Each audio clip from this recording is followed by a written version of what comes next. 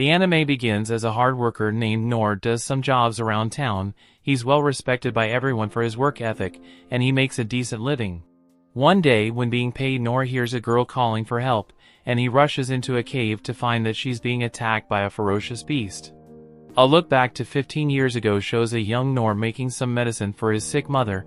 The hard-working Noor gets ready to bring in the goats, so his mother reminds him not to go beyond a certain rock. His mother is clearly very sick, so Noor plans to go make her some more tea, but his mother stops him. She apologizes for not being able to do anything for him, and she tells Noor to live the life he wants. That night Noor makes dinner, but he's terrified when he finds out his mother passed away. Noor puts his mother to rest the next day and begins learning how to live life all on his own. Noor's life is filled with responsibility, but he has no one by his side. One night Noor finds a book, and it triggers a memory from when his father used to read to him. This story in particular is about an adventurer that slayed a dragon with his friends. He learned magic spells from a sorcerer and broke a curse that was cast upon a forest. The adventurers group was highly respected, as they always raised their swords and struck down evil for the sake of their friends. Noor is still in awe of this adventurer, and he remembers how his mother told him to live the life he wanted to live. One day Noor decides to leave town for the first time ever, and he declares that he will become an adventurer. Noor says goodbye to his deceased parents and exits the barrier protecting his home. After days of traveling, Noor is amazed by the sight of the gigantic royal capital. He enters it for the first time ever and marvels at all the people there. He is especially amazed by one guy that looks like an adventurer, and he eventually arrives at his destination. It's the Adventurers Guild at the guards at the front gate told him about, but the clerk tells him to leave. It's just not a place for kids. He tells Noor to go back to his parents, but Noor reveals that they both passed away. The clerk warms up to him a bit and explains that those wanting to register at the Royal Capital's Adventurers Guild must first take lessons at the Royal Training Schools. He suggests that if Noor really wants to become an adventurer, then he must acquire some skills first. Noor hears that this means stuff like magic and the art of the sword, so he gets excited to go to the schools. Heroes in storybooks are strong enough to defeat dragons as big as mountains with just one strike, so Noor is eager to learn how to become a hero. Noor attends the School of Heroes, but he can only watch as his classmates begin unlocking their magical powers. Noor's instructor eventually grows tired of waiting for Noor to unlock his powers, and tells him that continuing to try would only be a waste of his time. The only thing Noor has learned to do is parrying to evade an attack. The instructor thinks that Noor should choose a different path, and he's suggesting he tried a different training school. Noor does and arrives at a school for warriors. Warriors risk their lives as shields for their friends, so Noor finds some optimism because that is pretty close to being an adventurer. Warrior training is incredibly grueling, but even after a few months of training, Noor's physical abilities only improve slightly. The instructor warns that he will lose his life if he continues to push himself, so Noor is told to try hunter training instead. Unfortunately, Noor is told that he is terrible with delicate weaponry, so he tried thief training instead. He isn't suited for that either though, so he tries magic training. Noor is only able to create the tiniest flame, even after months of training, and Gandalf is shocked because it's rare to see people as incapable of using magic as Noor is. Noor's last attempted to become a cleric, but he can barely manage to heal scratches after months. The clerk is shocked to hear that Noor could not learn a single useful skill after spending 3 months training at each school, and he unfortunately tells Noor that he cannot register as an adventurer. The discouraged Noor realizes that he is no prodigy and returns home. He is more sure than ever that he has no talent. However, this has not stopped the spirited Noor, and he declares that he just needs to train much harder. Noor makes his own sword, and remember, is what his sword instructor told him. He said that if Noor practices one skill repeatedly, he might be able to master a new skill. Parrying was the only real skill he acquired from training, so he decides to train at morning, noon, and night for as long as he can. 1 year passes and Noor has increased his parrying skills so much that he can now evade 10 swords in one breath. He doesn't have any new skills yet, but his parrying has improved immensely. 3 years later, Noor is now able to evade 100 swords in one breath. However, he still doesn't have any new skills, so Noor determines he has no chance of ever becoming an adventurer. Noor continues training though, eventually destroying his sword and seeing a light in his hand. Noor is incredibly determined and the size that he needs to train even harder. 10 years later, Noor thinks about how he has trained every day without fail, and he can now parry 1,000 wooden swords. Unfortunately, he still has not achieved any new skills. Noor decides to try and become an adventurer one last time and heads back to the capital. At the guild, the receptionist sees like he only knows the weakest skills. She suggested he go to the training schools, but Noor explains that he has already tried all of them. The girl apologized because Noor cannot be allowed to register, but Noor expected this. Just then the old clerk appears, but he doesn't recognize Noor. He eventually remembers him, and he's glad to hear that Noor has been training on his own. Noor explains it hasn't gone well at all though, because he only managed to improve his parrying skill a little. The old guy explains that adventurers are ranked from E to S rank. In order to be recognized as an E rank, a person must have more than one useful skill. Noor's said list of skills doesn't show anything useful, so Noor's dreams are crushed again. However, the old clerk says that there's more than one way to become an adventurer. There is actually something lower than E rank, and that is F rank. Noor can't believe that he might still be able to become an adventurer this way, but there are some conditions. He would be forbidden from taking any quests that involve taking lives or venturing out of the city to gather items. This means that he will only be able to accept tasks around the city. No one bothers becoming an adventurer this way, but the clerk is shocked. Noor eagerly wants to do it. Noor registers, so the clerk gives him his F-rank adventurer license. The clerk doesn't think it's a big deal, but this is life-changing for Noor, so he thanks him. Noor enhances his strength bit and gets right to work doing tasks around the town. He also increases his speed to catch a cat and uses heel to fix some scratches he got from the cat. Noor uses his tiny flame to make dinner, and the rock trick to entertain some kids. Noor has finally achieved his dream of becoming an adventurer that helps people, and he fears they asking for anything more it would be too much. We then return to the present, where Noor runs into the cave and finds people being attacked by a monster. Noor has only seen monsters in books, and he's shocked to see how big it is. Some guards tried to protect the girl, and the captain gets attacked. Noor goes to check on him but finds that the captain is already gone. The monster ferociously attacks the other guards, and Noor can tell that they won't survive. Seconds later, Noor's fear proves to be correct. As the monster eradicates all the guards, the beast turns its attention to the girl, but Noor uses a stone throw attack to get its attention. Noor knows what he has to do, so he runs to get some space, and he realizes how fast the beast is. Noor then turns to it and uses parry, which sends the monster flying. The beast attacks him, so Noor uses his parrying skill, but he knows that he will lose his life if he gets hit by an attack. Noor's plan is to wait for an opening so he can counterattack, but he remembers that that won't work because he doesn't have any attack skills. Noor sees that the girl still hasn't run away, and the monster seems to be attracted to her ring. The monster goes to attack her, but Noor uses his feather step ability to speed up, and he parries his attack. His sword shatters, but Noor declares that even if he can't become an adventurer hero, he wants to at least be able to protect this girl. Noor remembers how his father said that adventurers raise their swords to strike down evil for the weak, and he prepares himself for the monster's attack. Noor then uses parry with perfect timing to stop the beast attack, and Noor's parry slices the monster's head right off. Noor realizes that he would have been a goner if the monster was any bigger, and he now knows how unrealistic it would be for him to travel the world and go on adventures at his current level. The girl thanks Noor for saving her life, and she would like to know his name. Noor simply says that he's no one important and leaves. That night, Noor thinks about how one monster who wasn't even a demon was such a problem for him. He shakes uncontrollably and once again determines that he must continue to train harder.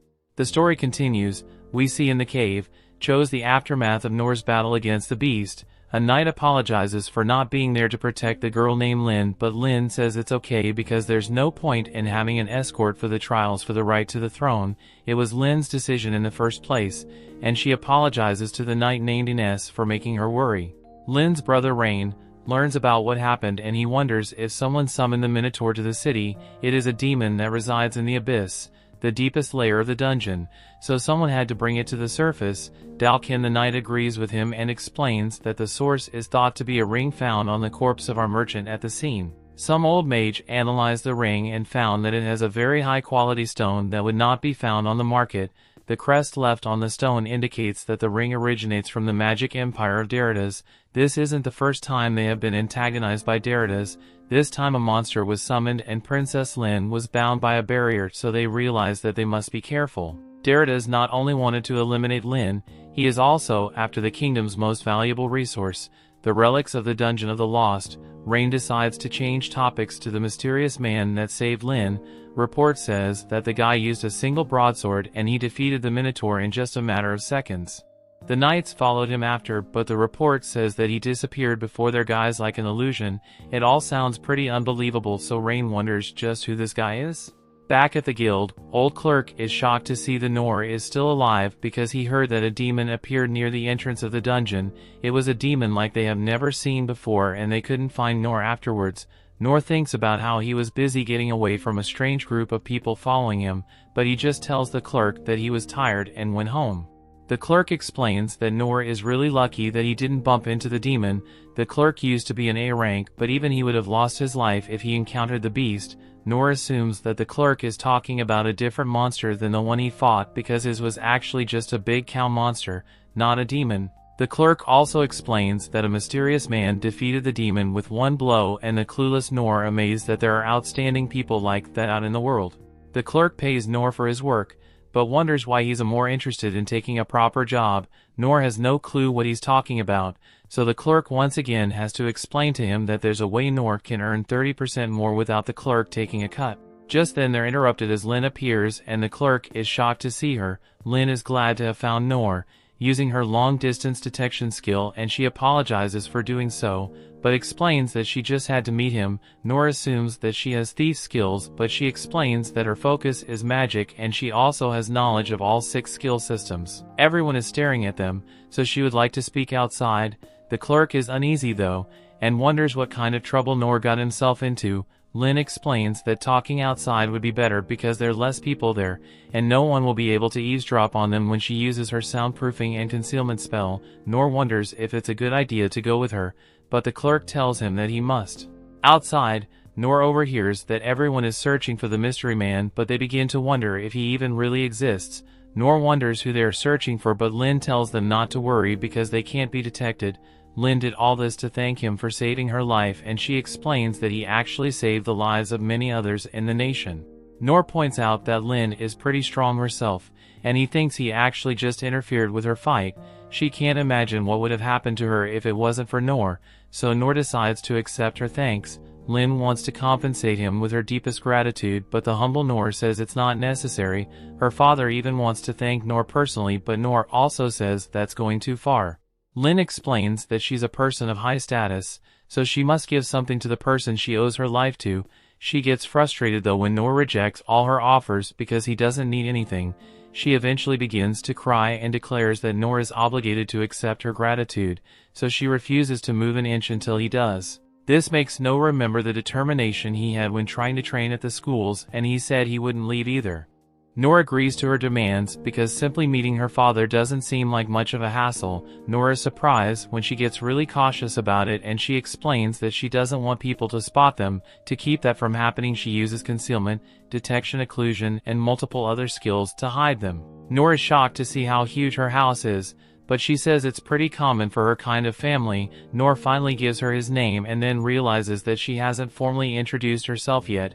Her name is Lynne Clays, and she goes as Lynne when she is adventuring. Noor can't believe how gigantic her house is, so he assumes that she's some kind of aristocrat. Lynne asks Ines is where her father is, and Ines explains that he's speaking with Rain. Lynne explains that Noor is her special guest, and he is the one that risked his life to save hers. Ines is shocked to hear this and decides to take them to Lynne's father. Noor is completely lost at this point as he assumes that Ines is the family maid, although he thinks it would be strange since you would have a tough time cleaning and doing laundry in her outfit. Ines is very serious, and Noor can tell that she seems suspicious of him. On their way, some guy aggressively wonders who Noor is, and Noor realizes that this house is pretty dangerous. This guy's name is Gilbert, and Ines tells them that Noor is their special guest. Gilbert realizes that this is the guy everyone is looking for, but he doesn't think that Noor looks very special. Ines tells Gilbert to accompany them and secretly reveals that she is skeptical of Noor, so the more escorts they have the better. Gilbert becomes very serious and agrees to go with them. Nearby, the king is upset because Deridas is ignoring the peace treaty. He demanded that they hand over all the rights to the dungeon and offered to lend them his military power in return. The king knew that it was a scummy deal that would ruin his nation, so he refused, but Deridas has told him that he would regret his words. Rain explains that Deridas is not the only threat they are facing, and the king realizes that it's finally time for something. Just then Lynne arrives with everyone. Noor doesn't notice everyone else bowing down and he just walks right up to Lynne's father's. Rain sees that Lynne's wearing the hermit's cloak and he is furious because it means that she went outside. Lynne explains that she had to find the person that saved her life and she introduces Noor to her father. Lynne's father is glad that he came and Noor explains that he isn't an aristocrat, so he doesn't know proper etiquette in these situations. Lynne's father actually prefers it this way because it makes him easier to talk to and he formally thanks Noor for saving his daughter.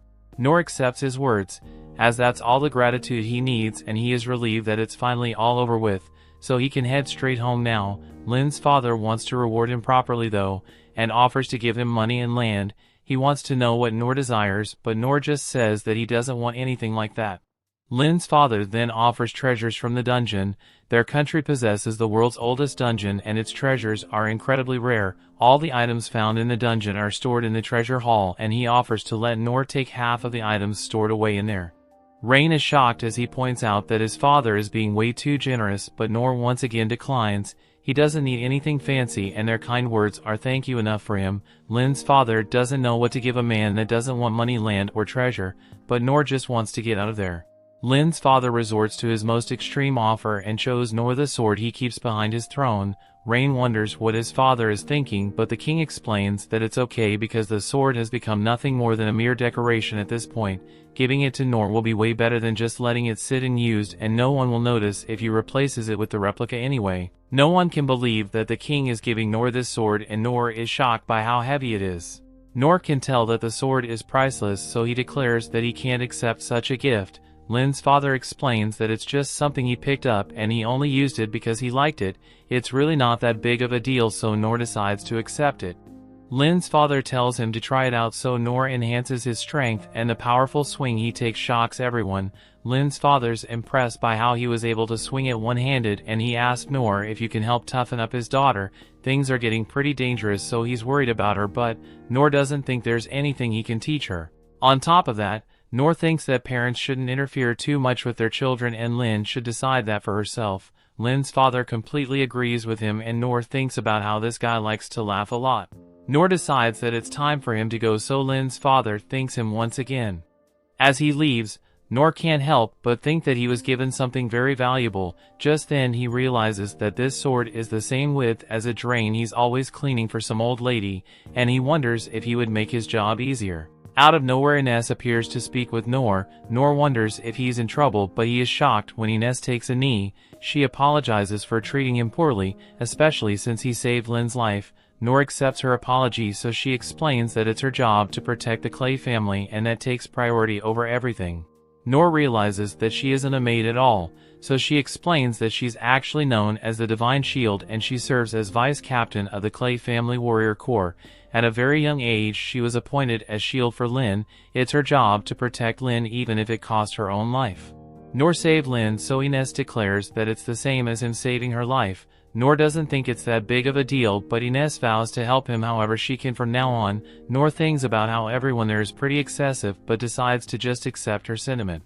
Ines then gets very serious and points out that while Lynne may have allowed it, Noor's speech and casual behavior towards the king was unacceptable. She cannot allow it anymore and she demands that he refrain from doing so ever again. Noor apologizes and he formally introduces himself. For some reason, she is shocked to hear that his name is Noor, but she says it's nothing. Just then Gilbert stops Noor from going home and demands that he show him what he can do in battle.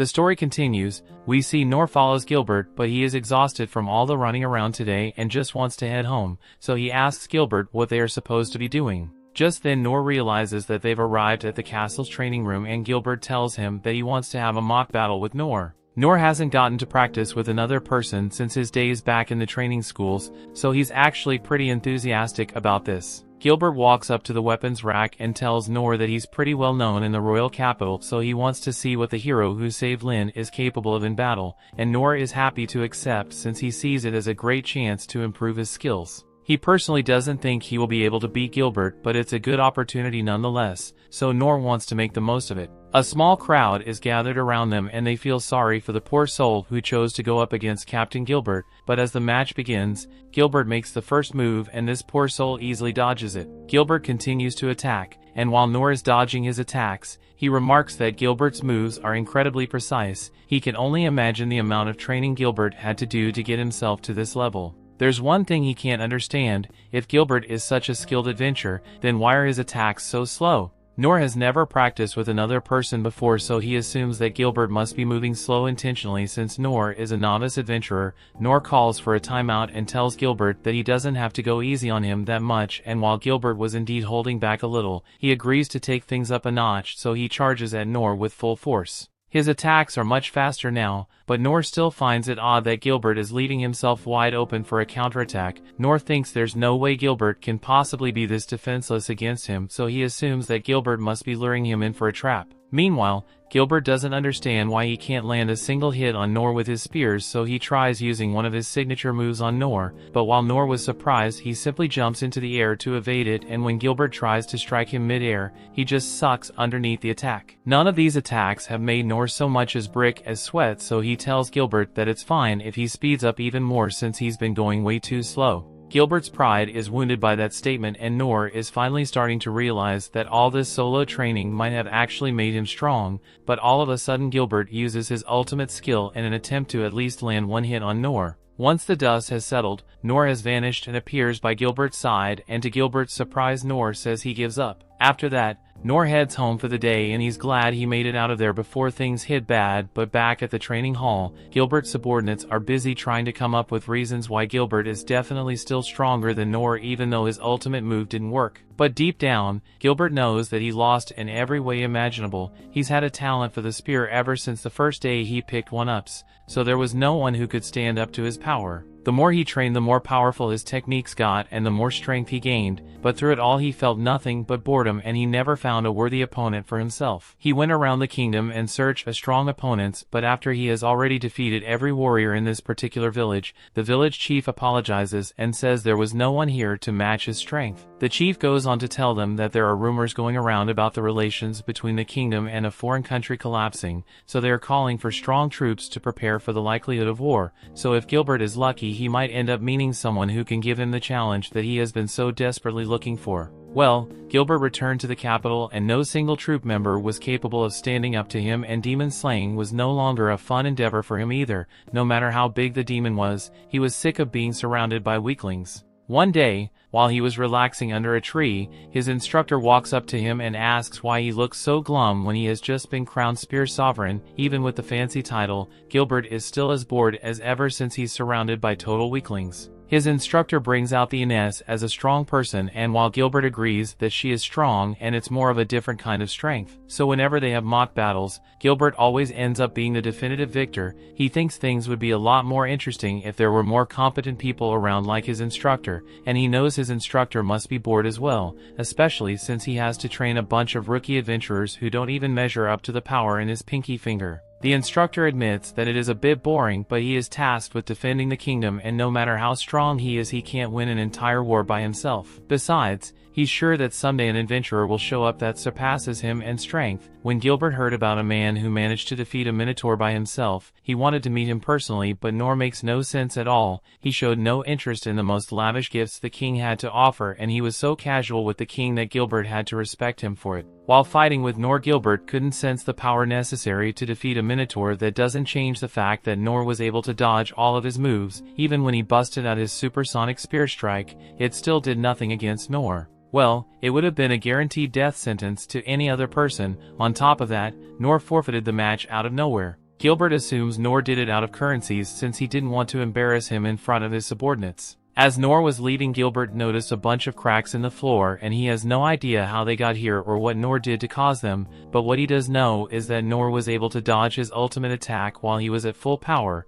so he has finally found truly worthy opponent he has been searching for. As Noor walks home, he thinks about how foolish he was to think that he was strong. When Gilbert used his ultimate attack, even after Noor used his physical enhancement and feather step abilities, he was only able to barely evade the strike, and Gilbert must have been holding back just enough to prove a point, since there's no way she would actually use a lethal move a mock battle. He feels thankful to Gilbert for reminding him that he is still weak, so he's going to train even harder from now on. The next morning, Noor is busy with his usual gutter cleaning job, and he's using the legendary sword to do it. He's shocked at how well the sword works for this, since the gutters have never been so clean before, and thanks to the sword's durability, it hasn't gotten even slightly scratched after all Noor has done with it. However, once he's done with his gutter cleaning, he is left with nothing to do since his construction job got put on hold because of the incident and the dungeon. Since he is only allowed to accept efferent jobs if what can the royal capital ever dries up, there may be entire days that he will have nothing to do, and Noor doesn't want that happen since his goal is to be useful to people. He considers starting a boat ride business and using the sword as an oar,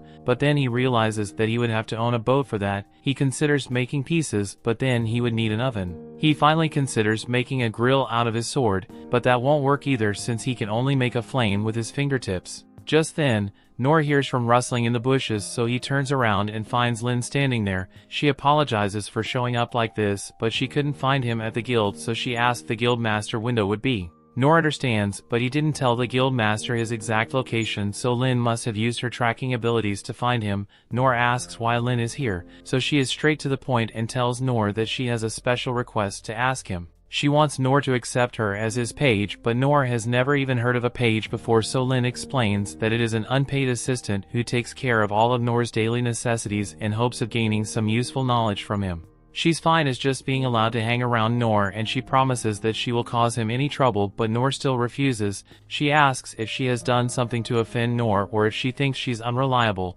but Noor tells her that's not the case. She tries to assure him that she can be of use since she has scored the highest marks in all 6 training schools, but her competence isn't the issue here. There's just nothing for Noor teacher, and he doesn't need her to help him with his work either since he is perfectly capable of doing it on his own. Lynne tries to offer Noor a huge salary if he agrees to be her instructor, but he still doesn't care about money, so Lynne offers to let him use her to do whatever he wants, but Noor turns her down again. He really just doesn't have anything for Lynne to do, but she remains insistent and wants to prove to him that she can be useful, so she takes out her wand and says she's going to demonstrate her competence. She casts an ice spell to fire several icicles of herself, but before she gets hit, she uses a fire spell to destroy them. She tells Noor that this is the highest level of magic she can use, and in addition to that, she has also learned the secret skill of the thief class called Mist Blade. She learned it directly from the Sovereign of Shadows and is strong enough to easily cut down a tree with one swing. Next up, she wants to show Noor her sword skill, so she sends a divine slash straight towards Noor, but he effortlessly evades. The damage that is done to the trees is proof of how powerful the move is, and it's even got bonus damage when used against undead monsters.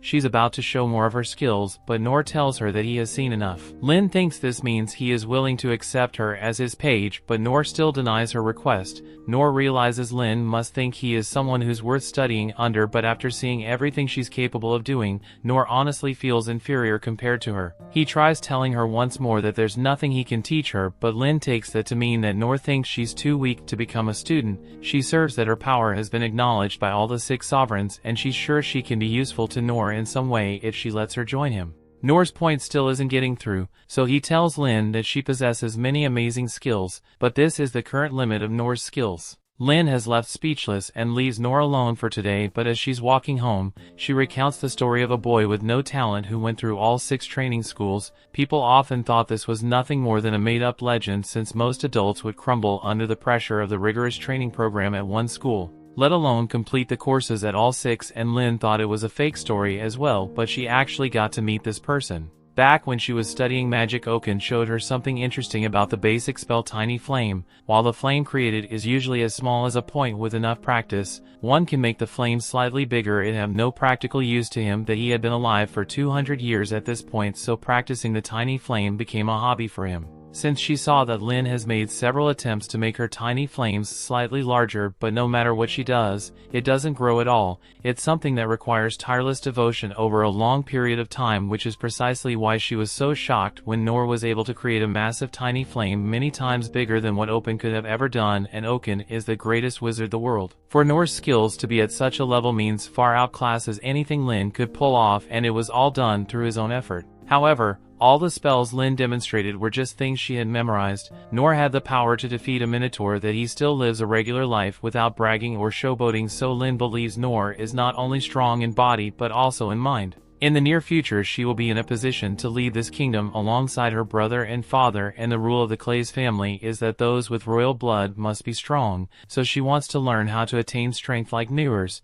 So if Noor doesn't want to be her instructor, then she's just going to have to stalk him as much necessary until he agrees to train her. The story continues. We see at the mansion the prince is trying to complaining to himself because he doesn't understand why his father would give the black blade to a random man of unknown lineage. The sword was acquired back when the king was still an adventurer, and on this particular trip he was delving into the deepest corners of the dungeon with the 6 sovereigns, and while it was a long and dangerous quest, it eventually led them to locate the prime dungeon treasure. The blade is made of an unknown material that is stronger than anything the kingdom has ever seen, so regardless of the skills and powers that were used to test it, there wasn't even a single scratch on it, so the sword was dubbed an indestructible sword. The biggest question they had about it was how a weapon that's so resilient managed to end up in such bad shape, but those answers will never be found now that the king has given up the sword. But then again, the prince could understand the king's motives, since the state of unrest within the kingdom has only gotten worse in recent months, so it is possible that the king is counting on Noor to bring some amount of change.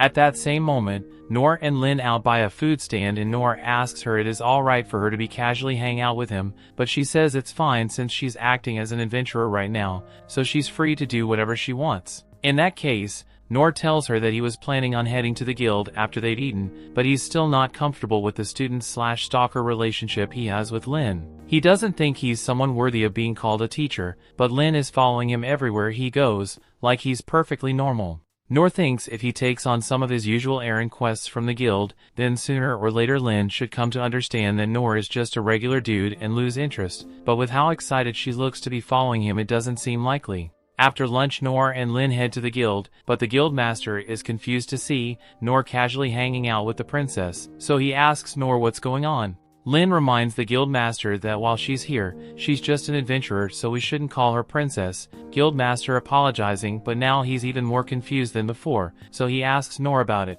Noor says it's a really complicated story, but Guildmaster has been doing this job for long enough to know that he doesn't want to get involved in complicated subplots, so he drops the subject and asks Noor if he came here to get another quest. Noor confirms this and asks for one that 2 people can handle, so Guildmaster takes a look at the questions he has available, and since Lynne will be joining Noor while she is Silver B rank, Noor now qualifies to take on a goblin hunting quest, which is a totally shocked him. Goblin quests are staples for new adventurers to test their skills, so he really excited to be allowed to take on such a quest. Guildmaster says that normally Lynne would be able to take this request or something higher level alone, since Noor's F rank this is the best they're allowed to have. Noor is happy to finally be getting a quest that isn't just labor, but he also feels kind of bad since this means he will be taking advantage of Lynne's adventurer rank for his own personal gain. And up till now, he's been trying to get Lynne to leave him alone, so he doesn't think he deserves to rely on her now. He asks Lynne she's okay with this since Noor will be using her rank to accept this job, but Lynne says it's fine since she is just happy to help in any way she can. Noor glad to hear she's alright with it, even if she still has reservations about relying on a child,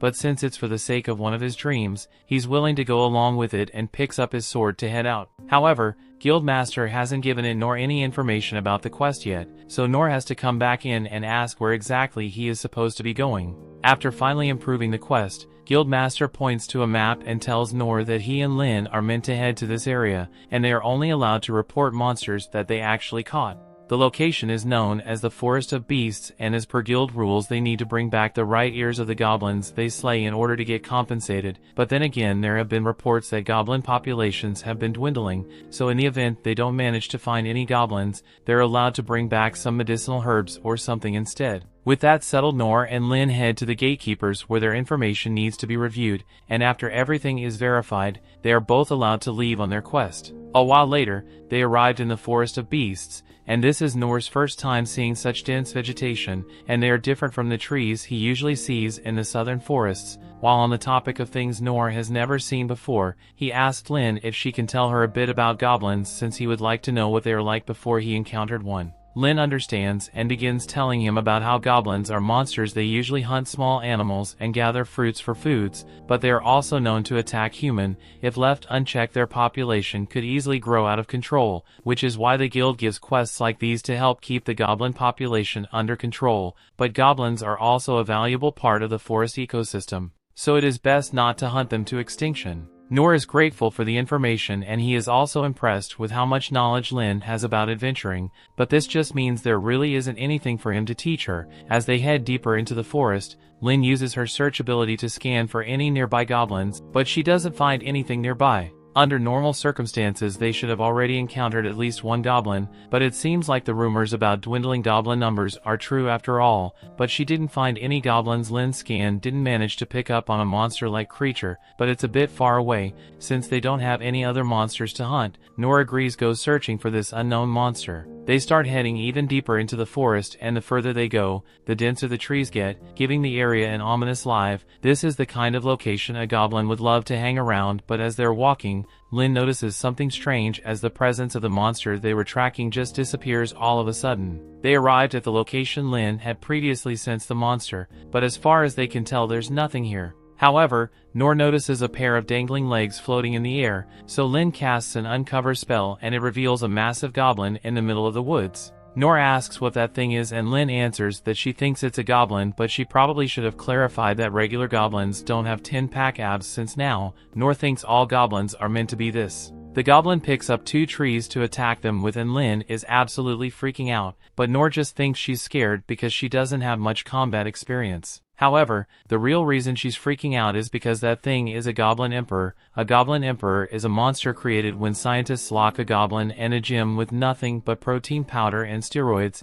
and on top of already being ridiculously jacked, this one is capable of eating other goblins and ingesting their strengths to grow stronger. Noor speaks up and tells her that there's nothing to worry about, since from his limited goblin knowledge, even new adventurers should be able to defeat this thing, and seeing Noor remain so confident gives Lynne the false impression that he must have known about the Goblin Emperor ahead of time, which is why he was so excited to get to eliminate this serious threat. She now has even more respect for Noor than she already did, and since he seems confident in their ability to win this fight, she decides to show a little courage and stand alongside him to fight. The goblin charges towards them, so Noor gets in position and parries all its strikes. The goblin realizes that Noor is too skilled, so it attempts to sweep Noor into a corner to gain the advantage. However, Noor knows what it is trying to do, so he overpowers the goblin, and while it is stun locked, he instructs Lynne to attack. She fires her wind spell, followed by an icicle barrage, but even with that, the goblin is moving too quickly for her to get a clean shot off on it.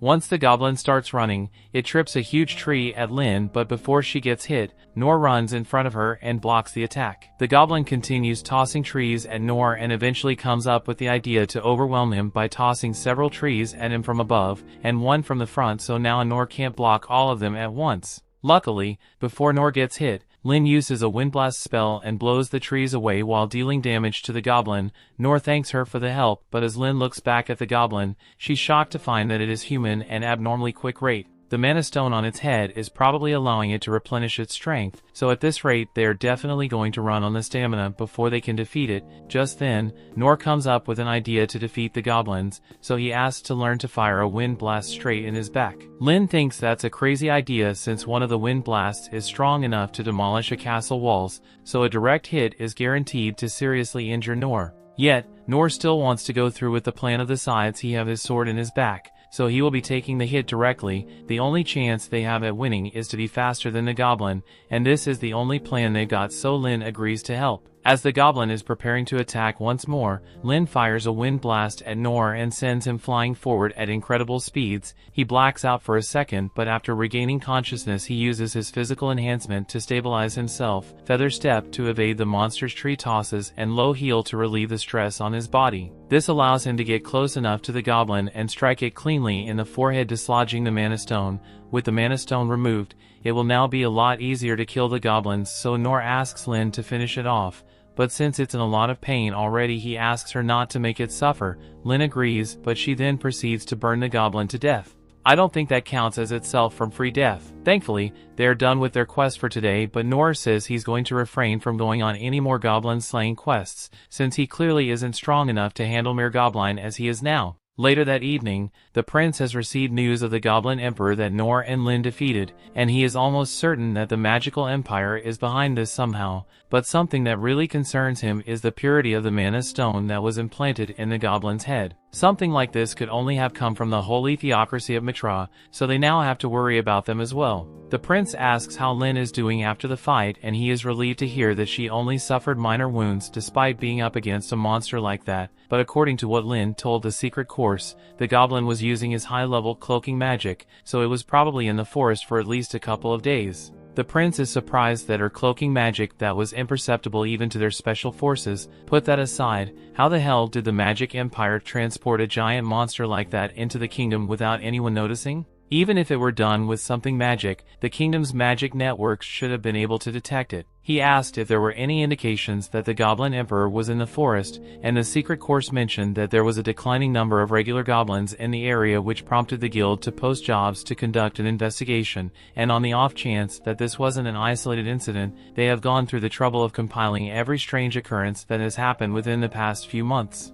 The prince thanks them and asks that they keep investigating in case anything else happens so they can report to him, and at the same time, Noor and Lynne reporting to the guild to claim their reward. The guild master asked Noor how his first goblin hunt went, and still thinking the Goblin Emperor was a regular goblin. Noor says it was a lot harder than he expected it to be, and if Lynne hadn't been there to back him up, he has no idea what he would have done. The guild master laughs and assumes that Noor must have been hiding the whole time while Lynne did all the work, and Noor is too humble to give himself any credit, so he says Lynne was indeed the one who finished it off, but he wishes he had known the red stone on the goblin's forehead would be a weak spot earlier. Guildmaster has no idea what Noor is talking about since regular goblins don't have magic stones on their heads, so he asked if what they thought was really just a goblin, and as far as Noor knows, all goblins are 12 feet tall, so he says it was a normal goblin and Guildmaster takes his word for it. The paperwork is officially complete, so now they just need to provide the proof of the goblin kill. However, that's when they remember that Lynne burned the body's ashes, so there's nothing for them to present this proof.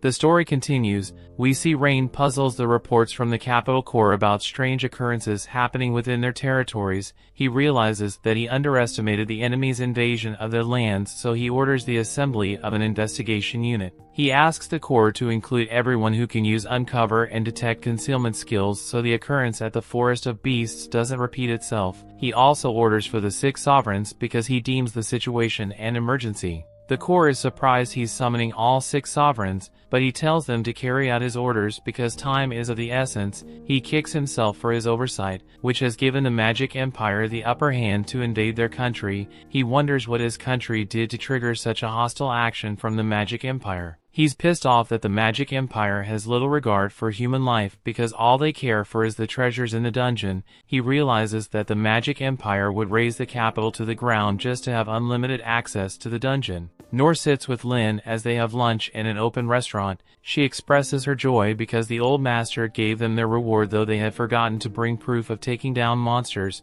The old master rewarded them to congratulate them on their first successful hunt. Though Noor hesitated to be paid, the old master convinced him to accept it. Noor loved the food's taste now more than ever because he was celebrating, but worried about how long Lynne intended to keep following him. He thought her family should be worried about her well-being because she had been with him for too long. Lynne thanks the chef for the meal and she informs Noor that she's heading home. She asked him for permission to return home, which makes Noor relieved. He gladly gives her permission and thanks her for being of great help to him. Lynne pledges to keep doing right by him. Rain approaches them after searching for them around the capital. While Lynne is shocked to see him publicly, Rain asks Noor for a favor to take Lynne to a town in the mountains the next day. Noor is surprised by the request. Rains explains that he can't give Noor the full details, but pleads with him because he needs his help. He informs that arrangements have been made to get them a carriage to the location, and Noor asks if he's transporting something. Rain promises to compensate Noor adequately because he's the only one he can trust, and Noor has no choice but to accept. Rain submits a formal quest at the guild, which surprised the old master because the reward was very generous. The next day, Noor sets out with Lynne. Though the quest's reward enticed him, Noor only accepted it because he wanted to try riding a carriage for the first time. He takes in the scenery as they begin their journey. This was the best reward Noor could get because he had never ventured out of the capital. He was hopeful he would see another country on the way to the location. He suddenly notices Lynne's long face and wonders why she isn't interested in the scenery despite the flowers in full bloom. Noor hoped he would be able to set out on his journeys when he became an adventurer. Lynne apologizes to Noor for the sudden nature of the quest from her brother. Noor tells her he'll take it as her repayment for saving him during the goblin hunt. He tells her the quest is an inconvenient because he will be paid. Lynne recalls how Rain directed them to take the carriage to the city of Tauros, which is up in the mountains, and stay there for some time. While Noor was eager to start the journey, Lynne didn't share in his optimism. Rain instructed them to head deeper into the mountains to the holy theocracy of Mithra. If their visit to Tauros was uneventful, Noor was surprised that all he had to do was tag along with Lynne, and Rain told him to consider it a vacation trip as nothing happened. Lynne hopes that nothing will happen when they arrive, and Ines assures her that nothing will happen as long as she's present. Rain gave Ines a special assignment after informing her that the capital was about to be overrun. He instructed her to flee to the holy kingdom of Mithra if the capital fell to the enemy's forces. Ines asked Rain if Lynne knew why she was sent to Mithra, and he told her he kept it secret from Lynne because she would have refused to go if he told her the reason. Ines expressed concern that she would be away when the capital needed her, but Rain told her Lynne takes priority because she's the only one she can entrust to her care. He pleaded with her to accompany Lynne to safety, and Ines accepted his request. They stopped beside a stream to take a break, and Ines pulls Noor's sign. She apologizes to him for the inconvenience, but Noor tells her to stop making such a fuss because it's just a trip. He notices she looks under the weather, and she explains that she is lost in thought. She assures him that he's safe with her,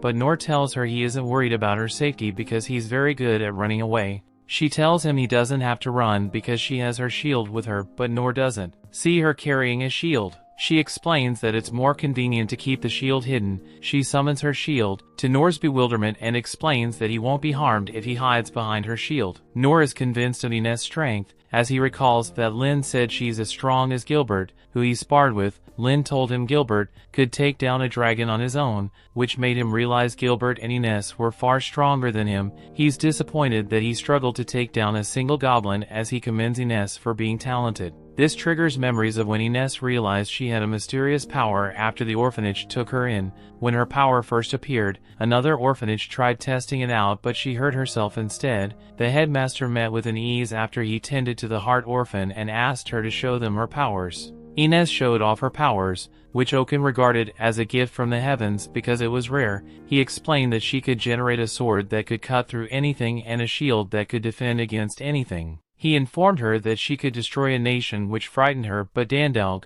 a member of the Six Sovereigns, promised to teach her how to use her powers so she wouldn't hurt anyone else. Though he trained her to use her gifts, Ines couldn't overcome the fear of hurting other people, so she isolated herself from them. She became a recluse who didn't care about other people's feelings and behavior. She remained a recluse until she met Noor when he introduced himself, making her remember the times Dandalg mentioned that name during her training. Back then, the enemies attacked incessantly, and Dandalg was always summoned to the front lines whenever they did. He always expressed how much easier things would be if he had his companion named Noor beside him. Ines was surprised that her foster father would acknowledge Noor failed to acknowledge her. Despite her best efforts, she felt betrayed by her father, but envious of Noor, an emotion that worsened now that they were on a trip together. She decides to let her emotions go so she doesn't waver as the shield of House Clays. She knew her assignment was to protect Lindbergh, even if it cost her life. As they continue their journey, Noor notices a strange path cutting through the wheat fields.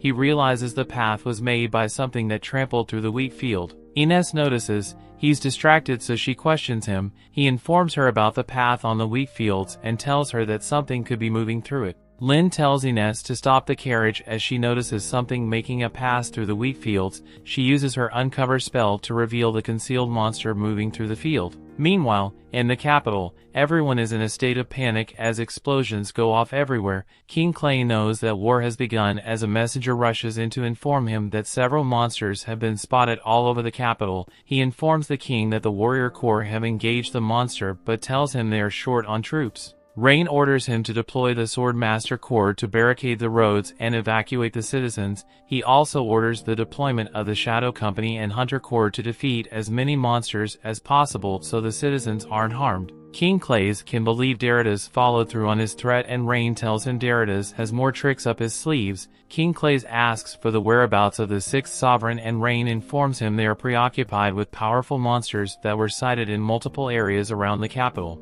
Dandalg faces off against an Emperor Goblin, and he charges his men to hold their line with all their might. The other members of the 6th Sovereign also engage monsters in different areas, while the wounded pretended to in safe zones. The king is worried because their forces are stretched thin, while Rain hopes Lynne made it out of the capital before the attack commenced. The monster is being led through the wheat field by a demon boy who is hell-bent on destroying the capital when its barrier is suddenly broken. Ines recognizes the monster as a Black Death Dragon, and she wonders how such a monster arrived at the capital. Noor suddenly swings into action, despite warnings from Ines. The monster is about to attack the demon boy who has resigned herself to her fate, but Noor arrives on time to intercept the monster's attack. The monster tries to attack him several times, but he counters the attacks with his parry skill. Ines points out the boy with the Black Death Dragon to Lynne, informing her that his presence isn't a coincidence. This makes her realize the boy is a Demonfolk, as she remembers when Rain asked her if she'd heard about them. She told him what she knew about them, explaining that they look similar to humans but are demi-humans with the power to control monsters. Rain told her that the Demonfolk are a species closer to demons than humans, recalling an incident where they nearly wiped out Mithra 200 years prior. This made humans hunt them to extinction, but somehow their descendants survived. Rain was sure that their descendants would harbor unbound hatred for humankind. Lynne realizes that the demon boys led the dragon to the capital because they don't typically approach human settlements. Ines explains that the boy lost control over the monster when her uncover spell broke his concentration. She expresses how foolish Noor is for helping the enemy because he had evil intentions. Lynne offers to give Noor a hand, but Ines stops her because she thinks the dragon would defeat Noor, and Noor wasn't having any challenges with the dragon, which he thinks is a toad because it's slow and weak compared to the goblin he faced in the Forest of Beasts. He decides to hold his own against the toad until Ines and Lynne arrive to back him up. The dragon suddenly shoots a glob of poison at him, and Noor stands his ground because he knows the boy would get hurt if he dodges it. He tries to deselect it but gets hit by the poison, which takes effect immediately. Noor's vision begins to blur as his body doesn't respond anymore. He recalls Ines calling him when he left the carriage, realizing she was trying to warn him that the toad was poisonous. Ines tells Lynne the dragon earned the name of Black Death Dragon because it brings death to anything it touches with its black poison. The dragon is about to release another glob of poison, which spurs Lynne to try to help Noor, but Ines stops her with her shield. Lynne demands that Ines let her go, but she refuses, explaining that she must keep her safe. Ines assures her that they will remain safe behind her shield, explaining to Lynne that it's pointless to help Noor because the dragon's poison is fatal. The dragon releases a more powerful blast of poison, and Ines uses her shield to protect herself and Lynne from its effect. Lynne tries to use her purified magic to help Noor, but it's ineffective against the dragon's poison blast. Ines apologies for leaving Noor at the dragon's mercy because she couldn't protect him despite wanting to. The poison clears up, and Ines is surprised that Noor is still fighting the dragon in his poison state. She now realizes why Dandalg always wished that Noor was beside him, because he is a true hero who protects others even at the cost of his own life. She knew that his actions were pointless because he had already inhaled the poison, but he continued to stand against the dragon. The dragon releases a poison blasted at him, but he blows it away with his sword. The dragon takes a swipe at him and he defends it with his sword, but his knees suddenly give way and he falls to the ground. He wipes the poison from his mouth, realizing that all hope is not lost.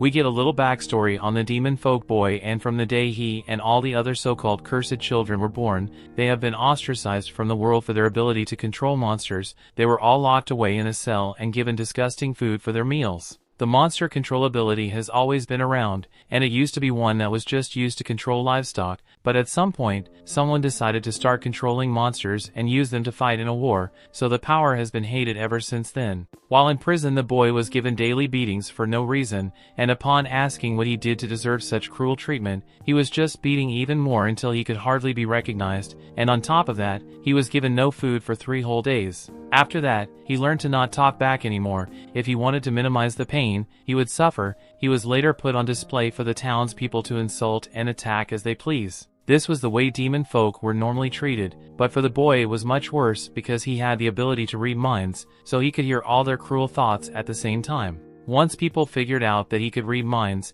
they began to hate him in particular, and would be even more violent towards him than usual, but even through all that suffering, with thought of revenge never once crossed his mind. He hated his situation, but he still didn't like the idea of hurting other people. However, one day his captor instructed him to take control of 2 monsters and use them to attack a neighboring kingdom. He tried to persuade the boy to do it by offering him to reduce his daily beatings to bi-weekly beatings, and he would even throw in some slightly less moldy bread too, but if the boy refused, that he would be treated much worse than he already is. The boy tried to read the mind of his captor to figure out what his plan was, but the man was wearing a magic device that prevented mind reading, so the boy was forced to take his word for it and agree to the deal out of fear for his life and the others like him. That's why he was determined to use the monster to kill the people of the kingdom, but along the way the barrier around him was shattered and he lost focus for a second, so the monster managed to escape his control. And as he tries to regain control, the frog knocks him back and he realizes he has messed up. Because of his failure, the other Demonfolk are probably going to suffer a lot more than they did before, but while he feels bad for them, he's at least happy that he gets to die without being forced to kill anyone, since he never wanted to cause other people pain. He just hopes that if he gets reborn, he won't be treated so badly in his next life. Maybe he could even have a kind family and eat good food, so he closes his eyes and gets ready to embrace death. However, before he could be killed, Noor stepped in to defend him. The boy couldn't understand why someone from the kingdom would risk their life to save him, and as the frog fired its poison, both Noor and the boy were hit with a heavy dose. However, while Noor had the option of using his basic healing magic on himself to negate the poison, he chose to use it to save the boy instead while he kept fighting. Before long, Noor ended up collapsing due to all the poison in his system, but he is still confident that he can get through this. Noor's confidence comes from a timeless childhood. After his mother had died and he had returned to his home, he went out into the forest one day to gather some ingredients for dinner that night, and after spending all day in the forest, he had gathered quite a collection of herbs. He wasn't sure where all the herbs were exactly, but what's the worst that could happen if he just chucks it all into his soup for dinner? This is the worst that could happen. Noor is currently bleeding out on the floor because the soup turned out to be highly poisonous, and with no one around to help him, he was bound to die if he didn't do something to save himself quickly, so he used his low heal ability to try to recover a little. Thankfully, the low heal allowed him to survive until morning, and once he's finally able to stand again, he heads outside to wash his face, and then heads to the library to figure out what he just ate. He realizes that the red herb he brought is called Dragon Ruin, and his mom had even once specifically warned him never to eat it, so he can't believe he made such a stupid mistake, but being poisoned isn't going to be enough to him to stop working. Noor troubles with all his might to make it outside so he could keep up with his daily training, but the poison had greatly weakened him, so he ends up falling to the ground in pain. He uses low heal once more to try making himself feel better, and to his surprise, he wakes up a hole later after blacking out, and he's feeling a lot better than before. His stomach doesn't hurt anymore, which is a good thing, but he can also now tell that he's incredibly hungry, so he heads back into the forest to find something to eat. As he does this, he is very careful not to pick another Dragon Ruin implant, and while he's definitely not going to make the same mistake again, as he's inspecting the plant, he is bitten in the ass by a poison-spiked snake. He manages to punch it to death, but the snake is known to be extremely venomous, so Noor soon collapses to the ground because of it. However, while any ordinary person would have already been dead by now, Noor wakes up a couple hours later, and he seems to be perfectly fine once again. He could hardly believe that he survived that, and since he already killed the snake, he decides to take it home and try eating it. He figured that if he was able to survive the snake's bite, then he can't possibly face any negative side effects from getting bitten, and this time he's right, since the poison doesn't have much of an effect on him, and it actually turns out to be quite delicious. The following day, Noor heads out to test this hypothesis, so he finds another poison spike and forces it to bite him so that he can see what happens. And just like he had thought, the venom seems to be spreading through his body a lot slower than it did yesterday, so he believed he had acquired some kind of poison resistance. He was excited since he believed this may be the key to unlocking some kind of new skill, so Noor began intentionally seeking out poisonous things to eat in hopes of gaining a new skill. He would end up collapsing from a poison overdose on occasion, but he would always get back up and keep eating, no matter how much blood he lost in the process. He never did gain any poison-related skills, but through poisonous meal intake he ended up really liking the taste of poisonous things, which is why right now, even though he's being threatened by the monster, he can only think about how good the frog is going to taste after he kills it. The frog tries to squish him, but Noor backflips out of the way in time, gets back on his feet. At first, since the frog's poison is pretty strong, it took a while for Noor's body to naturally counteract it, which is why he collapsed for a second there, but by now he has had enough time to become totally immune to the frog's poison attacks, so he begins fighting again. As he parries the frog strikes, Noor ends up destroying all of its claws, and as it tries jumping at him, he parries his face and shatters all its teeth as well. The frog is now realized that it won't be able to handle Noor normally, so it starts charging up a huge poison blast, and Noor assumes this must be a frog's desperate attempt at survival. However, it's nothing but a free meal, so before it can release the poison, Noor uses his sword to slam its mouth shut, causing all the poison to build up inside its body and make the frog explode. Noor is glad he managed to defeat it, but he can't help but wonder how such a poisonous frog got all the way out into this field in the first place, but it worked out for him since the more poison something has, the more tasty it is for Noor. Just then he remembers as there's a kid behind him, so he turns around to ask the boy if he's alright. The boy answers that he's fine, but he goes pretty sickly to Noor, so if he wants to have Lynne properly heal him once they are done here, he asks the boy what he's doing out here, and the boy doesn't want to lie, so he tells Noor that he's the one who brought the frog here. He did it because you promised that he would get the frog into the city. The gears start turning in Noor's head as he tries to think of an explanation for what the boy just said, and since he is such a fan of poisonous food, he only thinks of the Black Death Dragon as livestock to be eaten, leading him to the conclusion that the boy must be a frog farmer. He also decides that the boy must have been hiding himself in a barrier because he didn't want to get robbed of his deliciously poisonous frog meat. So now Noor believes he ruined the boy's meat delivery, and he begins apologizing profusely for it. He offers to pay the boy back for the frog meat even if it takes him a couple years, but the boy tells Noor that there's no need for that since it doesn't matter to him. Noor accepts this, but he's still curious as to how a young boy like him managed to get that frog this far in the first place. The boy hesitantly answers that he has the ability to control monsters, so that's what he used to bring the monster here. Noor thinks the boy must have some kind of amazing skill to be able to do that, but the boy clarifies that it's not a skill, rather it's an ability he was born with. The boy also tells Noor that he's a Demonfolk, while he was expecting Noor to become hostile towards him. Noor just begins pondering all the things he would do if he had those kinds of powers. For one, he would be able to have animals help him in the fields, he would be able to send messages with birds, and he would never need to worry about getting attacked by a monster at night again, so he kind of wishes he had that ability as well. The boy asks Noor, he really isn't scared of him and his ability, but Noor doesn't see a reason why he should be scared since the boy has an ability that is super useful. The boy is shocked to learn that Noor thinks his ability is useful, so if he breaks down in tears because he never believed his life could have such meaning to it. Noor sees a lot of himself and the boy, but he doesn't understand why he has so little self-worth when he has such a great skill. He assumes there must be some extenuating circumstances involved, but he knows the boy will be able to become a great person someday, so he assures the kid that he has a bright future ahead of him. Just then the others come running over to check on Noor, and Lynne wants to begin healing him immediately, but Noor says he's perfectly fine, so she doesn't need to worry. Lynne can't believe Noor is actually alright after taking the hit from the Black Death Dragon, since the dragon's breath isn't just poisonous, it is an extreme concentration of miasma that would corrupt even the soil, so how on earth could Noor have withstood it? There's only one explanation she can think of, so she recalls how the Saint Sovereign once showed her a technique known as Sacred Spirit. It is one that is achieved by honing the body and mind, and once perfected, it can be used to negate all forms of corruption and purify everything the user touches. It took Saint 40 years to acquire, yet Noor achieved it in less than half the time and he doesn't even realize it. Noor then asked Lynne if she could heal his new friend here, but the boy says he doesn't need any healing either since he's perfectly unharmed. After getting one look at him,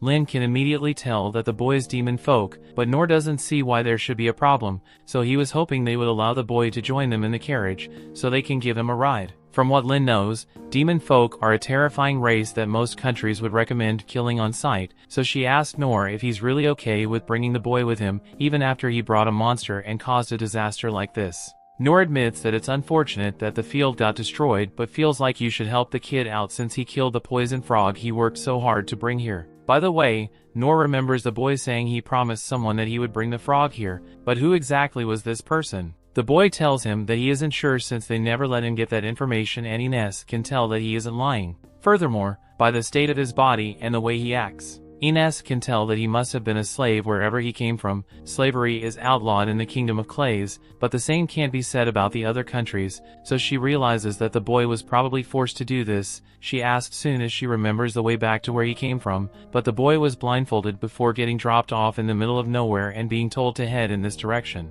Lynne now realizes she may have misjudged the boy, so she asks Ines if they can take Rolo on their journey after all, but there's one major problem with that idea, and it's the fact that Demonfolk are banned from entering Mithra at all, so if they try to take the Rolo there it may be seen as enemies. Just then they hear a voice from behind them, and they see a man standing there who is surprised because he expected Rolo to have died already. The story continues. We see the man also notices that Rolo messed up his job of delivering the frog, and since he seems to know about the delivery, Noor asks the man if he is the one who ordered Rolo to do this. The man says it wasn't him, he is just someone who was hired to take out Rolo and aid the progress of the mission. He asks Noor if he is the one who killed the frog. Noor confirms that it was him, and he apologizes since he still thinks the frog was meant to be eaten, but the man tells him that he doesn't care about the frog, he was just hired to get Rolo. Noor misunderstands this to mean that the man is here to pick up Rolo, and he's not wrong, but the man's intentions are nowhere near innocent. In the next moment, the man disappears and appears behind the group. Noor parries his attack, but he is confused as to why the man attacked out of nowhere, and the man realizes that Noor isn't going to be an easy opponent to beat, so he takes a step back and calmly asks to Noor he would be willing to hand the boy over to him without a fight. Rolo is apparently worth a lot of money, but only as a corpse, so since Noor obviously isn't going to just let him kill Rolo, the man strikes again. Noor were still having a hard time understanding why the man will want to kill Rolo, so the man explains that he could also bring Rolo back alive, but his client would still murder him anyway, so why go through all that trouble? If anything, he thinks he's doing Rolo a favor by ending his life quickly, but Noor still doesn't get what's going on. The man gives up on trying to explain things and tries to jump over Noor's head to strike Rolo, but Noor manages to keep up with him and knocks the assassin back, breaking his dagger in the process. Both Noor and the assassin are moving so fast that Lynne can barely keep track of them, so Ines tries to keep her close by to protect her, in case they get caught in the crossfire. The assassin's starting to get really annoyed with how tough Noor is, so he pulls out some more daggers and attempts to strike at him multiple times, but Noor manages to defend against each and every one of those strikes and pushes him back against. He now sees Noor as a genuine obstacle to the success of his mission, so he's going to start seriously trying to kill him. He dashes forward at an insane speed and attempts to stab Noor in the face, but Noor once again manages to parry the attack, although it sends him flying backward. Once Noor regains his footing, he remarks that it is incredible that someone can generate that much force in a single strike at such a small knife. The assassin is surprised. Noor was able to block a serious attack for him, and furthermore he even shattered another one of the assassin's daggers, and the assassin thinks that he is really interesting. He pulls out another dagger and dashes in to attempt to overwhelm Noor, but despite his best efforts, Noor is still holding his ground. However, at this rate Noor isn't going to be able to last much longer while protecting Rolo, as he can't keep up with the assassin's attacks based on instinct alone. The pressure from their fight is so intense that Ines had to put up their shields, so that Lynne won't be in danger of getting caught in the chaos. It took a while, but she finally recognized as the assassin. His fashion sense matches up with the former S-rank adventurer, the dead man Zadu. A while ago, Ines walked into a meeting with all the sovereigns and she was curious about some old documents she found. It's about a target that was declared to be officially dead, but she doesn't recall ever seeing anyone going to deal with this person. The sovereigns tell her that it's better to leave that mission alone and just declare the target dead, because actually going after him would be too much of a challenge. The target was Zadu, who became an S-ranked adventurer at a young age, but his actions led him to become a wanted man. However, he is too strong for any of them to be willing to risk going after him, so they decided to just leave him alone as long as he is not causing trouble in the kingdom.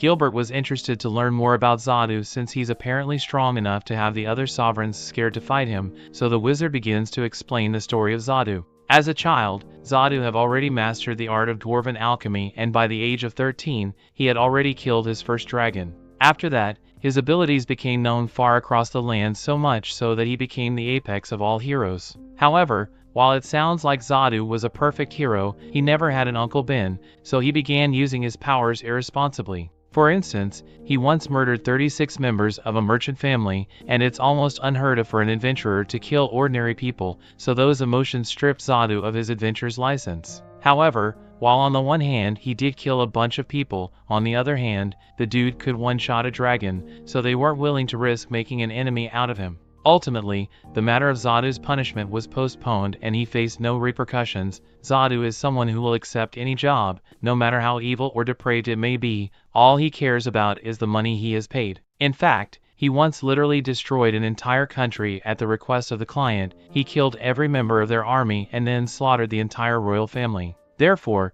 in order to prevent any further casualties, the guild decided to pretend he has already been killed so that no one would risk attacking him again. Back with Zadu, he has just lost another dagger and he is upset because he has almost used up his entire collection in this fight against Noor. Noor apologizes for ruining all of Zadu's daggers, but he says Zadu is partially to blame for attacking out of nowhere like this. Zadu says it's fine since he wasn't looking for an apology, but he still thinks it is really strange that his daggers keep breaking since they are all made orichalcum and dragon tusk and they should make it practically indestructible. Furthermore, he has a lot of questions about the sword Noor is using because it is unlike anything he has ever seen before. He decides that it's better to play it safe for today, so he uses his trump card and throws his ultimate weapon into the air. As he does so, it begins to glow red and in a flash of red light, unlimited blade works has been activated. There are thousands of blades now all point straight at Noor, and no matter how many of them Noor manages to destroy, Zadu can always just make more of them.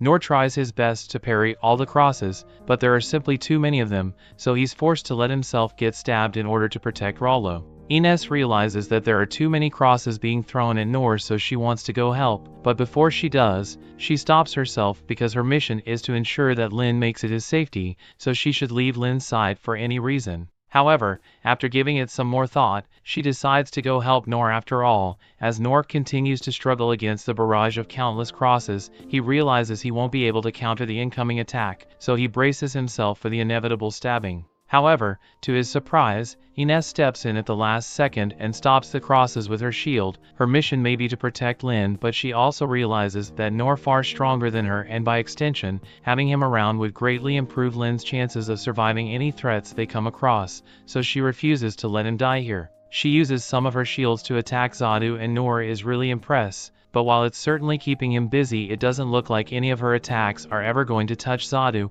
He just crosses are managing to evade Ines's attacks, so she asks Noor if he can help her out a little. She can handle their defense for now, but she doesn't have the speed necessary to take down Zadu, which is why she needs Noor to do it. Nor is it sure he can handle blades that are moving this fast, but then again he has managed to hit birds that move faster than this, so he might be able to pull it off. He picks up one of the broken claws from the frog and tells Ines that he has an idea, so on his signal he wants her to drop the shield that she put directly in front of him. Noor gives the signal and Ines drops some of the shields to give him a clearing to attack. With a couple of dragon claws in his hand, Noor activates his physical enhancement and stone throw abilities, and the combination basically turns his arm into an anti-aircraft missile launcher as the claw fragments destroy all the crosses headed their way. Noor still has plenty of ammunition, so as he reloads he asks Ines to drop the shield again and he proceeds to destroy even more of Zadu's crosses. It looks like they are making steady progress against him, and while she was paying attention, Zadu sneaks up behind Ines and nearly stabs her straight in the eye, but it's the last second. Noor successfully parries the attack, breaking yet another one of Zadu's daggers. That attack looked like it was really close, but for Noor it was barely challenged to block it. Zadu can't believe Noor is able to react to his attacks that quickly, and then he managed to break a dagger made of adamantite. Noor once again apologizes for destroying such a valuable dagger, but it's still Zadu's fault for attacking first. Zadu says he doesn't need an apology, but he needs to make up for all the money he lost on those destroyed daggers. He tries attacking Noor again, but Noor successfully blocks and breaks another dagger. Zadu asks Noor how he's managing to see who all his attacks, but Noor can't really explain his methods, he just kind of knows how to react. Zadu feels like there has to be some secret behind Noor's power, but he will have to find out some other day because for now he's done. After all the blades Noor destroy, Zadu is going to have to go through a lot of effort to recover the mithril needed to replace them all, and he doesn't want to lose any more blades, so he's going to give up on collection the reward for Rolo. He was also going to head over to the kingdom since he heard there's something interesting going on over there, but he put a hold on that as well. Ines asking what he means by something interesting at the kingdom, and Zada doesn't know the details. He just knows that it is going to be really extravagant. He calls over Rolo and tells him that he is lucky Noor is here, because no matter what kind of attack he tries, Noor is always one step ahead of him. He even tries going for one last sneak attack, but predictably, Noor blocks it with ease. Zadu won't be able to complete his mission while Noor is around, so he takes a step back and just teleports away with his magic. Noor breathes a sigh of relief now that Zadu is gone, but Lynne has some concerns about the event that is apparently taking place in the capital. Noor asked if she wants to head back to the capital and then if she is so curious about what's going on, but as soon as he mentions the world capital, Rolo starts to shiver in fear. Before he was tasked for transporting the Black Death Dragon, he heard his captors talking about how a terrifying monster was going to be sent to the capital, one that would make the Black Death Dragon look like a tiny frog. Hearing this, Lynne says they need to hurry back to the capital immediately because the situation is more dire than she had initially thought it was. She asked Noor if he is willing to come with her back to the capital, and Noor is fine with it, but Ines tells them that they can't go. She's about to tell Lynne about the orders she got from Rain, but Lynne already knows about it. Rain had told her that she should escape with Lynne if anything ever happened in the capital. Lynne didn't hear from him directly, but she knows how Rain thinks, so she's well aware of what he would want, but she can't accept the plan for her to be the only one to escape. That means the kingdom would still be in danger while she escaped, and she can't let something like that happen. This is the exact same thing that happened to the Demonfolk when their homeland was destroyed, so if Lynne doesn't do anything now, it will surely suffer the same fate. Ines eventually agrees to go back, but she wants Lynne to promise not to leave her side. Rolo says he will go too since he feels partially responsible for the incident, so he wants to help resolve it.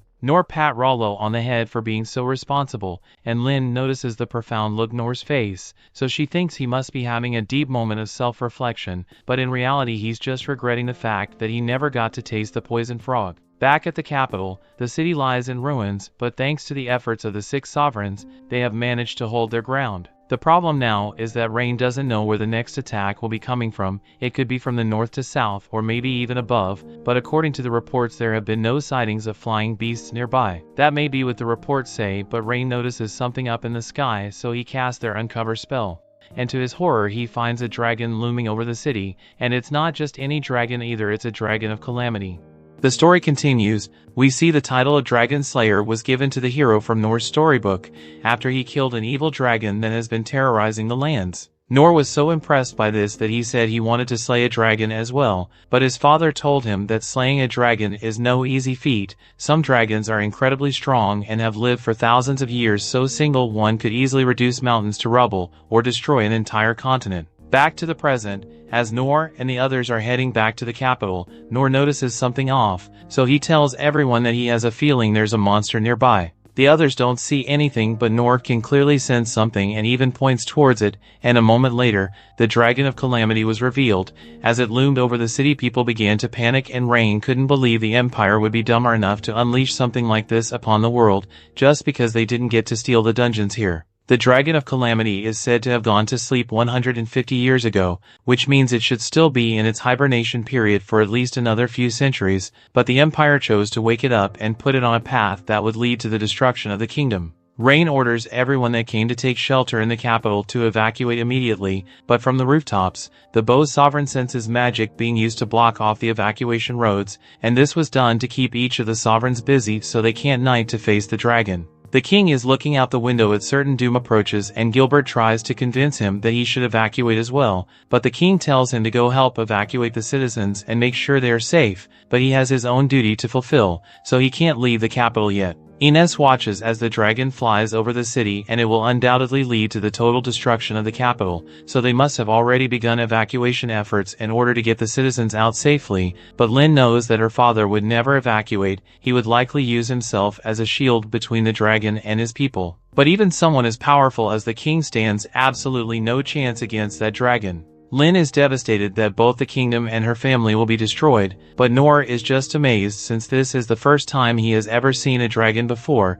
The other one was a dragon, but Noor still thinks it was just a farm frog. He asked Lynne and her father and brother are still in the capital, and she's sure they will choose to stay behind and make sure everyone makes it to safety, but it's too late for them to help now because they are still so far away from the kingdom. Noor doesn't think the distance is that much of a problem since he can probably make it if he runs, but Lynne is shocked to hear that Noor thinks he can make it since the kingdom is still nearly 100 kilometers away, and it's going to be destroyed in a couple of minutes. He says they can use the same trick they used against the goblin in the forest, so he wants Lynne to hit him with the strongest wind blast she can generate, and he will do the rest. He owes a lot to the people of that city, so he wants to at least help the rain and the king escape if he can, and if Noor says he can make it, then Lynne decides to put her faith in him and stop hesitating. The king recalls the meeting he had with the emperor, where the emperor threatened to crush the kingdom if he didn't get what he wanted, but the king didn't budge and told him that he would never give up the Dungeon of the Lost. The emperor says such a valuable resource is wasted in the hands of the king, and if he were to fully utilize the power within it, he could easily control the world, but the king believes it's best to not interfere with powers he can't control. The emperor clearly had a different stance because the dragon is certainly not controllable, but it looks like the emperor doesn't care about what happens as long as he ends up getting that dungeon in the end. The king underestimated how ruthless the emperor could be, so he could do things differently. He might have just let him have the dungeon to begin with. However, what's done is done, and the only thing he can think of is if Lynne managed to make it to safety in the end. He doesn't think he's fit to be king of a nation like this, as he is much more suited to a life on the battlefield. He apologizes to the people of the kingdom, who have been doomed because they followed him, and while it may not be enough to atone for his mistakes, the king is going to make sure that before he dies, he takes out one that dragon's eyes. Back in Noor's groups, Ines uses her divine shield to create a cylinder to focus Lynne's wind blast and ask Noor to stand in front of it. Once he does, Lynne prepares herself and casts every magic barrier she knows how to make on the cylinder to make sure no energy is wasted. Noor was the one who suggested this idea, but he's starting to second guess himself with how dangerous this thing looks now. Once Lynne is done casting all the barriers, she tells Noor that she's about to fire the twin blast, but it will be a lot stronger than it was last time, so we should brace himself for impact. Noor asked her to hold on for a second, but it's too late. She's already put everything she has into the spell and cast his six-fold wind blast that launches Noor at least max 10. Over at the capital, the dragon goes straight up to the king, believes charging up this dragon's breath to obliterate him. This is the same flame that burnt the continent to a crisp hundreds of years ago, so there's no way they can survive a direct hit. The king realizes this himself, but even if he's going to be killed, he has to make sure he does something cool before he dies, so he pulls out his sword and prepares to hit the dragon with everything he has got. That sword is the blast sword, and it channels all the user's mana into one powerful strike, but it comes at the cost of the user's life, so it looks like the king is sacrificing himself for a chance to at least wound the dragon. However, just before the king unleashes the strike, Noor appears out of nowhere and parries the dragon's face, causing the dragon's breath be fired into the sky, and knocking the dragon to the ground. The dragon has no idea what knocked it out, but once it regains consciousness and sees Noor standing there, it realizes that he must have been the one who did it, so it tries to crush him with his tail. However, Noor parries it and sends the dragon falling to the ground again. Noor thought he was going to die after Lynne initially shot him here, but he regained consciousness just in time for him to gain control with his physical enhancement and jump over the walls of the castle. However, he couldn't stop himself, so he ended up flying into the dragon and had to parry it. He never wants to get shot like a cannonball again, but Noor is surprised by how easy it was for him to parry the dragon, since it is supposed to be a nation-ending calamity. It's shocking how huge it is, but the impact from Lynne's wind blast was much scarier to him. He's confident that he should be able to put up a good fight against that thing, so he stands ready to fight. Meanwhile, Lynne and Ines have arrived at the capital, and they intend to rescue the king while the Noor distracts the elder dragon, but along the way a huge building piece comes hurtling towards them, causing Lynne to fall to the ground, but Ines manages to keep her safe by putting up a shield. Lynne thanks Ines for saving her life, but she looks forward. She sees several goblin emperors heading their way. These monsters are all a lot smaller than the ones she and Noor fought in the forest, but a goblin emperor is still a formidable monster, so she doesn't know how they're going to handle them. She needs to start thinking like Noor would, so she tells herself that these are just regular goblins, so it should be easy to take them down. Ines understands what Lynne is trying to say, and it's true that the goblin emperors really aren't that big of a threat compared to the elder dragon that Noor is currently fighting. They hold their ground, and as the goblins charge towards them, Lynne fires an ice bell at them. However, the goblins are too fast for the attacks to Lynne. Rolo realizes he has to do something, so he uses his powers and orders the monsters to stand still, and the goblins all freeze in place. Lynne takes the opportunity to use ice magic to freeze the goblins in place, while Ines uses her power to create a sword and slash through them all. With that, they have successfully slain the Goblin Emperors, and Lynne's really impressed with Ines because not only is she worthy of being known as the Divine Shield, but she can also cut down any foe with her Divine Sword. And then there's Rolo, who is able to stop those Goblin Emperors with just a few words. She knows he's a Demonfolk, but the fact that a boy like him has so much power is insane.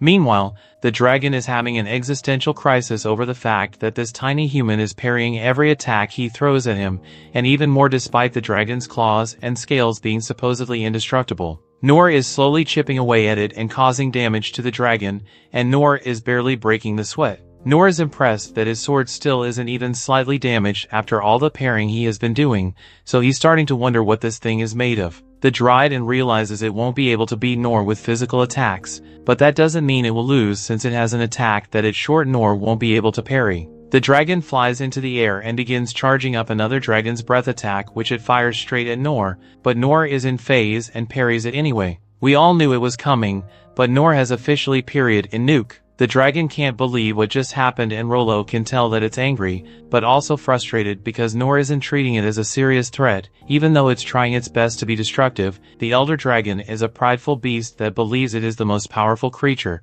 so for Noor to be countering it so easily as a real blow to its ego. So it desperately tries to attack in one last time the asserted strength, but Noor once again parries his attack and breaks one of the dragon's claws in the process, which was the moment the dragon realized that Noor is simply stronger than it, so it's on the ground and submits to Noor. Everyone who just witnessed this is speechless, and Noor doesn't really know what's going on either, but it looks like the dragon doesn't want to fight anymore, so it is his victory. He recalls the story from his youth and how the hero in his book killed the dragon and used the materials from it to bring wealth and prosperity to the land, but even though this dragon caused so much damage, Noor can't bring himself to kill it, so he just sits down in front of it.